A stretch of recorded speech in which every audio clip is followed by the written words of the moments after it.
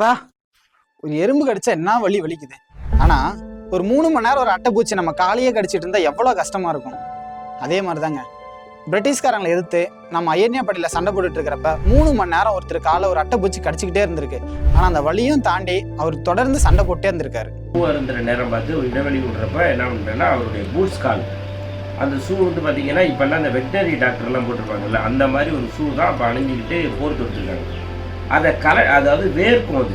அப்போ வந்து அதை கலட்டி ஒரு இடத்துல வச்சுட்டு உணவு இருந்துட்டு திரும்ப அந்த போர் ஸ்டார்ட் ஆகிற நேரம் அந்த ஷூ எடுத்து மாட்டியில் காட்டில் இளைஞ்ச ஒரு அட்டை வந்து அவருடைய காலில் ஏறிட்டு.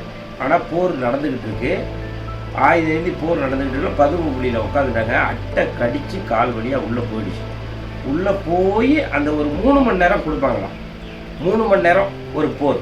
அந்த 3 மணி நேரத்துக்கு அப்புறம் ஒரு பிரேக்கு கொடுப்பாங்க. அதாவது ஒரு இடைவெளி கொடுக்கையில் அந்த கால் வழியாகவே அந்த அட்டை வந்து உள்ளவே ஏறிடுச்சு. அதாவது ஆயுதம் போட்டு அதை வந்து கிழிச்சிருக்காங்க. கிழிச்சுமே அந்த அட்டை என்ன ஆகிடுச்சுன்னா கால் உள்ளே போயிடுச்சு.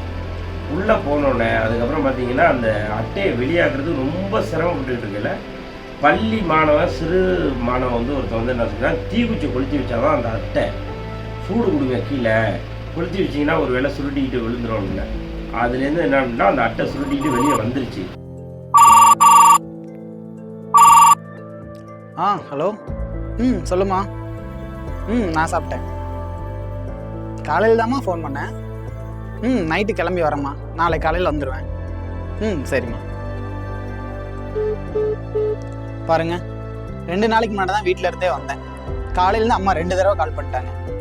எங்கள் அம்மாவால் என்ன 2 நாளே பிரிஞ்சிருக்க முடியல. ஆனால் சின்ன வயசுலேயே வெளிநாடு போனவர் 41 வயசில் தான் உங்களுடைய வீட்டுக்கே வராரு. இப்போ இருக்கிற மாதிரி அன்னைக்கெல்லாம் செல்ஃபோன் வசதியும் கிடையாது. அப்படி அவர் எங்கே தான் போனார், என்ன தான் பண்ணார்? சுதந்திர போராட்ட வீரராக அவர் போனதே வந்து இந்த குடும்பத்துக்கே தெரியாது. அவர் போய் அவர் வந்து இங்கே வரையில் வந்து 41 வயசு.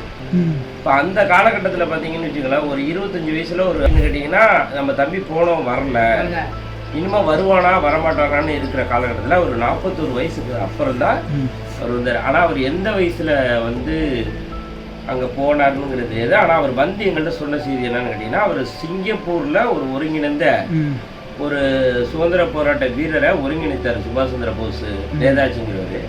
அதுக்கு உட்பட அதுக்கப்புறம் இன்னும் மாபெரும் ஒரு பெரிய போராட்ட களமாக உருவாக்குனது என்னன்னு கேட்டிங்கன்னா பர்மாவில் ஆக்கினார்னு எங்கள்கிட்ட எல்லாம் நாங்கள்லாம் சுதந்திர போராட்ட வீரர், இந்த நாடு சுதந்திர அடைய எவ்வளோ கஷ்டப்பட்டுருக்குங்கிறது எங்களுக்கு தான் தெரியும்னு சொல்லி என்னுடைய சின்ன வயசுலேயே அவர் சொல்லுவார். ரத்னசாமி, வடிவேலு இவங்க 2 பேருக்குமே ஒரு ஒற்றுமை இருக்கு. என்னன்னா, பாலமுருகன் அண்ணனுடைய அப்பா வழி அப்பா தான் ரத்னசாமி, அம்மா வழி அப்பா வடிவேலு. ஒருத்தருடைய 2 தாத்தாவுமே ஐயன்யாபடையில இருந்திருக்காங்க. அப்படின்னா அவருக்கு எவ்வளவு பெருமையா இருக்கும். அது மட்டும் இல்ல, மன்னார்குடி பக்கத்துல பைங்காநாடுன்னு ஒரு கிராமம். அந்த கிராமத்துல மொத்தமே 4000 பேர் தான் இருந்திருப்பாங்க. ஆனா 1941ல் அதுல கால்வாசி தான் இருந்திருப்பாங்க. ஆனால் அந்த கிராமத்தில் அவ்வளோ குறைந்த மக்கள் தொகையிலேருந்து 12 பேர் ஐயன்யாபடையில் போய் சேர்ந்துருக்காங்க. அப்படின்னா எவ்வளோ பெரிய விஷயம் இது. ஒரு கிராமத்துலேருந்தே 12 பேருங்கிறது எவ்வளோ ஒரு பெருமைப்படக்கூடிய விஷயம். பைங்காநாடு கிராமத்தில் பாலமுருகன் அண்ணனை பார்க்க போயிருந்தேன். அவர் சொன்னும் போதே இது வரைக்கும் கிட்டத்தட்ட 3 தலைமுறை ஆயிடுச்சு. இந்த ஐயன்யா குடும்பமும் சரி, அந்த நாட்டுக்காக போராடினவங்களும் சரி, இது வரைக்கும் யாருமே கவனம் கொடுத்ததில்லை. ஆனால் எங்களெல்லாம் பார்க்கணும்னு சொல்லி எங்கள் கிராமத்துக்கே எங்களை தேடி வந்திருக்கிறீங்கள, எங்களுக்கு இது ஒன்றே போதும் அப்படின்னு சொல்லி ரொம்ப பெருமைப்பட்டார். சுதந்திர போராட்டத்துக்கு பாடுபட்டவங்களை வந்து இன்னைக்கு நீங்கள் தான் வந்து இப்போ எடுக்கிறீங்க. வேற யாரும் எங்களை வந்து கேப்பாரட்டு தான் கடந்தாங்க. இந்த ஊரை பொறுத்தவரையோ இல்லை இந்த ஊரில் ஒரு கிட்டத்தட்ட ஒரு 10-12 பேர் தான் பக்கத்தில் உள்ள சின்ன கிராமம், எங்கள் கிராமம், அந்தட்ட ஒரு பக்கத்தில் உள்ள கிராமத்துலலாம் இருந்தாங்க. ஆனால் யாருமே வந்து ஏறெடுத்தெல்லாம் இது வரைக்கும் பார்த்தது கிடையாது. நீங்கள் வந்து இப்போ கேட்கறதுனால இந்த விஷயத்தை சொல்கிறேன். ஆசியாவிலேயே மிகப்பெரிய தேர் திருவாரூர் தேர். ஊரே கூடி அந்த தேரை இழுப்பாங்க. அதே மாதிரி தான் விழுப்புரத்தில் 10 டன் கொண்ட ஒரு தேரை 400 பேர் தோல்லையே சுமந்துக்கிட்டு தூக்கிட்டு போனாங்க.